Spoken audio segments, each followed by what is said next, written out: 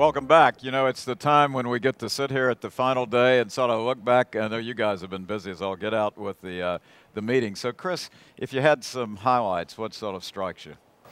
Well, in our realm of acute coronary syndromes, there was a study of secondary prevention with a novel antiplatelet agent. Vorapaxar goes after the thrombin receptor antagonist. It worked. It reduced recurrent cardiovascular events in the post-MI setting for the next 2 years.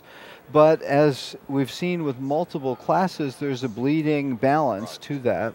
It was dangerous in patients with prior stroke, so increased intracranial hemorrhage. Again, another theme that's been seen. And so it's reinforced the idea that we have to be careful with patient selection of finding those who will benefit in terms of event reduction and not create too much bleed. Super. Paul? Well, I mean, and I think that that's the key is patient selection. You know, Sure. Being able to identify the folks who are going to benefit the most and avoiding those patients who are at increased risk.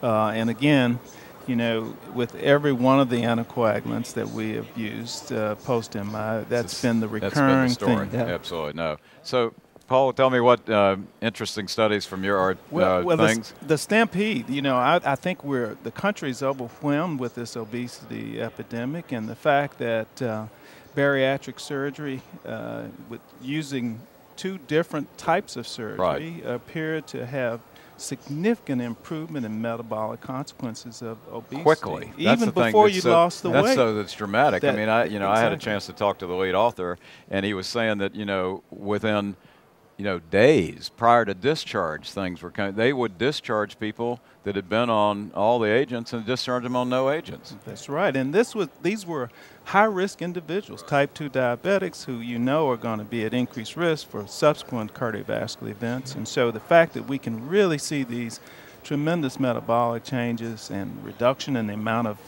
diabetic medications that they require, you know, I think really has a wonderful potential. And we'd have to obviously look at the long-term efficacy and safety. I think, you know, to me, this conceptually changes what we might think of as bariatric surgery of more cosmetic. Right, right. To this is a treatment to prevent heart disease and the consequences. And so really a very beneficial cardioprotective approach.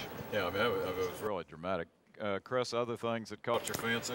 Well, another area of it too is lipids, and so there were some really dramatic results here with a new class of drugs. Again, the PCSK9 inhibitors modulate how the LDL receptors expressed. More can be expressed with an antibody. And so there are data here presented of a 72% reduction in LDL. Now, this is sub-Q injection given either every 2 or 4 weeks, so a little bit more than taking a pill, but huge efficacy. Well tolerated. It was a phase 2 study, but this is a new class that is now undergoing extensive testing. I think very promising.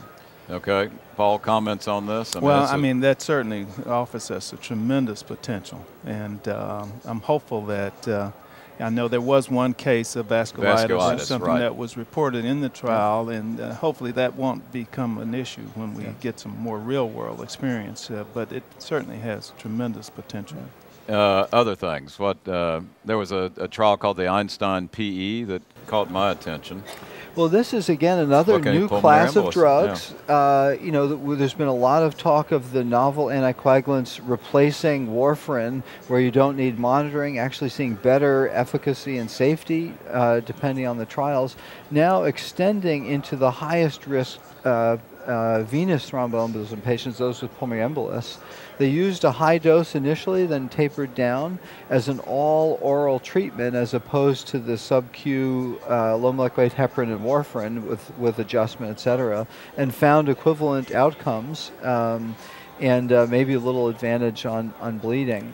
So I think a new option in the management approach to pulmonary embolus that then is broadening all the patient populations where we could introduce the new anticoagulants. Right, right. Paul, thoughts on that? Well, I mean, it's inevitable that we're going to expand the indications for these newer agents, and it makes sense that it would work. It certainly, I think, is going to help with compliance, and hopefully there won't be any bleeding issues, you know, above what we see with our usual treatments. Again, I think that science advances, and hopefully we'll all be the beneficiaries. You know, it was interesting to me to look at the continued, I mean, I think the advances that the college and the Society of Thoracic Surgeons have made in joining on, you know, looking at this whole introduction of how you introduce the new technology, the TAVR valves and everything else. So that continued with the really, you know, I just saw Mike Mack walking to a session, and, you know, he's the past president of STS, and the concept of really this teamwork approach, which is going to make sense as we move in the future. You know, David Holmes made this point in his introduction. The teamwork approach is now, thankfully, our general approach, and especially in the TAVR where it's needed. Right.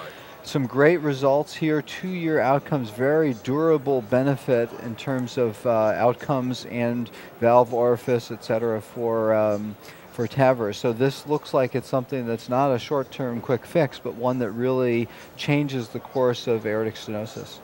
And as our technology improves, you know, hopefully the collaboration will continue, and we'll continue to have the surgeons engaged in our decision making, and hopefully that'll benefit patients. I think to David and Mike's credit, and the college and the STS, they've really formed this relationship. And you know, if you look at a technology rollout that looks very exciting, this relationship of defining who can do it, how you do it, you're part of a registry from day one, is very, very exciting to me. So, well, listen, I thank both of you. You guys have done a super job, as you always do. You've educated me. I appreciate it. I'm just up here, you know, talking along, but I really appreciate it, and thanks for joining us. And we want to thank all of you for joining us for this portion of ACC 12.